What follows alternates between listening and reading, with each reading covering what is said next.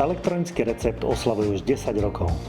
Vďaka elektronickému receptu chodíme dnes do lekárne pohodlne a bez papierov. Vedeli ste, že od vypísania úplne prvého elektronického receptu ubehne tento rok už 10 rokov? Vďaka zdravotnej poisťovni Dôvera ho dnes môžu bezplatne využívať milióny poistencov na celom Slovensku. Úplne prvý elektronický recept predpísal 8. októbra 2014 pneumológ z Humenného pre astmatického pacienta.